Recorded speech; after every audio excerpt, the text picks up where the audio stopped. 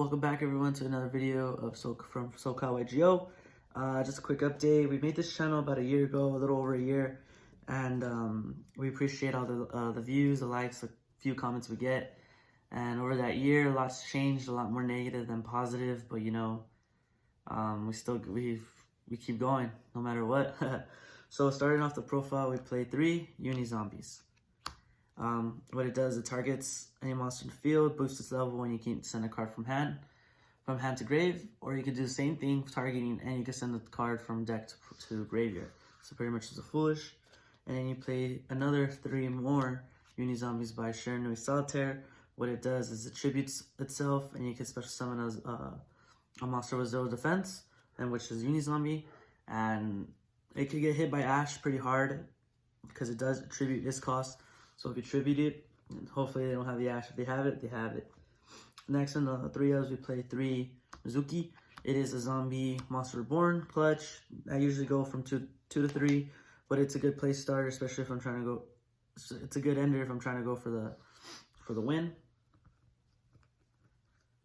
And then from our 2Os, we play 2 Necro Banshee.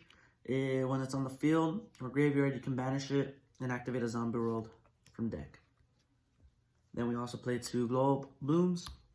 What it does is, if it's in grave, you can banish it, and you can add a level 5 or higher zombie monster from hand.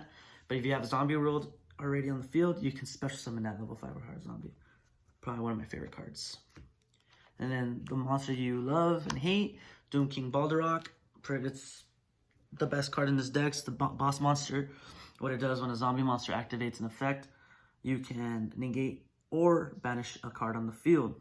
So it is once per turn, and the effects are once per turn. So if you have 2 on the field, it's pretty much useless unless you're trying to win, obviously. But that's you would like 1 on the field or 2 if you're trying to win. And the other effect that I like is that if there's a field spell on the board, you can special summon it during the standby phase, during either player's standby phase. So you're hoping to have zombie roll no matter what. Then we play 2 Gozuki. It's a foolish burial. When it's on activation, it's a foolish burial. And in grave, you can banish the zombie monster from deck and special zombie monster from your hand. So if you have Doom King in your hand, you have this guy in grave, you're pretty much set. And the new card we added is Jacobolin. Came out in Ignition Assault. It's a really good card. I was super skeptical about it before putting it in the deck, but honestly, it's a really good card at 2. At 1, you wanted to see it, so at 2, it's better ratio. What it does, you can discard a zombie monster from your hand, special summon this monster. And another effect, during your opponent's main phase, you can banish Jacobolin, and you can special summon a monster from either graveyard. But when that monster leaves the field, it's banished. And then on the end phase, this guy comes back. So say your monster has, if you have zombie world on the field, you can special summon one of their problematic cards that comes back a lot, and bring it to your side of the field, or their side of the field. Doesn't specify which, so you want it on your side. And if they destroy it or whatever the case, you link it away, it's gone. No worries. And then this guy comes back too. And what's awesome is that if you have a Jacobolin and you have Doom King, his effect, you can still pop off with that. And then we play the Danger Jackalope, Danger Tsuchinoko, 2 Mothmans, and then the 1 Nessie. You want to see it. You want to see these sometimes. If you have your zombie world lock, you don't want to see it because it's a waste. But other than that, you gotta play Dangers in this deck. And then the last one of monster, we play this Vampire Falling. She's a good defensive measure, especially if you're about to lose and you still have a life. You still want to see your last draw. When an attack is declared, you can special in defense, and you can pay life points to bump its attack and defense. So just in case you want to run, if a monster's trying to run over her with 2,000 defense, you can pay a little bit of life points, and hopefully nothing happens. Hopefully they crash or you destroy the monster. And that's pretty much it for monsters. On to spell, we play Zombie World. You need to see it. If you don't, hopefully you see Banshee. Other than that, there's nothing else to talk about. Then for 3Os, we play Super Poly. It's a blowout card. Thank God it's at 3. You do play a couple Super Poly targets in the extra deck. And it's a really good card. Obviously no response after activation. And it's good to blow it up. I was playing against a Lunalight deck, and this card came in handy. Got rid of a Abyss Dweller, Tornado Dragon, and was it Cyframe Lambda, and I got over the Cyframe gear. Forgot the Cyframe gear's name, the one that brings out Driver. Nah, I forgot. Oh well. It's a really expensive card too. And then we play 3 called buys because obviously Ash ruins us, so we want to see the Ash not. And then we play the 1 Foolish Burial. My favorite card. Yeah, you see it. It's not a bad hand. 3 O's from the traps. We play 3 Infinite Impermanence. Sorry if the camera's shaking.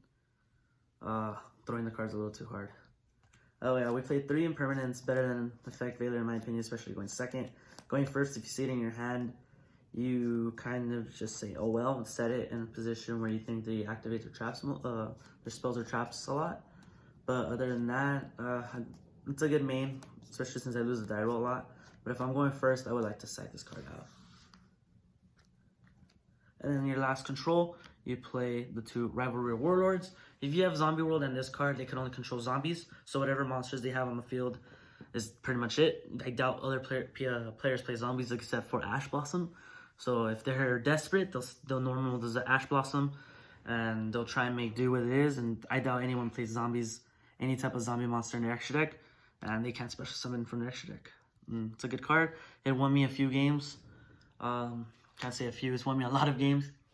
But yeah, you'll play 2, 3 is a little too much. And it's a 42 card main deck. And then for your extra deck, you play the Starving Venom and the Nether Soul Dragon. This just requires 2 zombies, so if you have Zombie World Super Poly, get rid of the board easy, bring this guy out. 3000 attack, and if you hit a monster, the monster's not destroyed, there's attack goes to 0, and you get that token. So usually you would want to link away that token with this card to open up a link space. And then obviously the Starving Venom, no explanation needed. And next is you play 1 Abyss Dweller. A lot of decks are graveyard reliant, and you can make this card pretty easily. For synchros, we play the Red Eyes Necro Zombie Dragon, or Red Eyes Zombie Necro, the Cyframe Lord Omega, and the Spice the Borolo Savage. Bringing this card out is a lot easy. My favorite play is bringing out the Uni Zombie, target itself, send a Mizuki, and if you have a level 4 monster, just Mizuki, bring it back, boom, you have this card.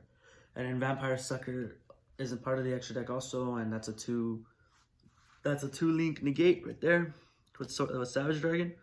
And your links, you play the 1 Link Karibo, just in case you have Glow Up Bloom. You can link it away and start your plays. And then you play the 1 IP Masquerena, no explanation needed. She's a good card. There's a few targets for her I have in the extra deck also. But I rarely make this one unless I really, really need it. Then we have the Barricade Board Blocker. Just to say, it's on activations, cost, and a card from hand to grave.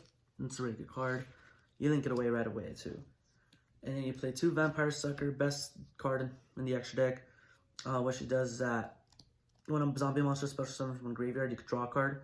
So when you have Doom King and Zombie World on standby, you bring the Doom King back, and you can draw your card or whatever's field spell. And its other effect is that you can target a monster in your opponent's graveyard, special summon it, and it becomes a zombie monster. On that summon, you could also draw your card just in case you don't have the Doom King and you want to draw, and you want that draw power. And it's good at 2. And you play the Nightmares, the Nightmare Unicorn for the IP Masquerena, and then the Nightmare Phoenix to get rid of cards. If I have the Nightmare Phoenix and the IP Masquerena, I'll most likely go for this card right here, which is Crusadia Avermax. It's a good card, can't beat it. The only way you can beat it is if you also have a Borolo Savage Dragon or a Kaiju. And then the finisher, the Borosword Dragon. Obviously, you know what it does, no explanation. It's a really good card, I like it. I don't bring it as much because I rely mostly on the Doom King for the win or the Jacobulin. But if I need it and if I'm flexing a little bit, I'll bring out the Borosword. That goes back to my first regional. I was playing this deck, super, not so confident. It's my first regional. I don't know what type of players I'm playing against. And this girl, she was playing, I lost to a girl, she was playing Trickstar. And straight out told me, I'm going to flex a little bit. I had no answers to anything, and she brought a Borosword and just OTK'd me like that. Was it FTK? Probably not, but it was an OTK for sure. It was pretty embarrassing, especially since it was my first ever actual huge event besides locals. And that's pretty much it. Thank you for watching. Hopefully we have a Crusadia deck profile by the end of the week, or Paleo Frog deck, my personal favorite.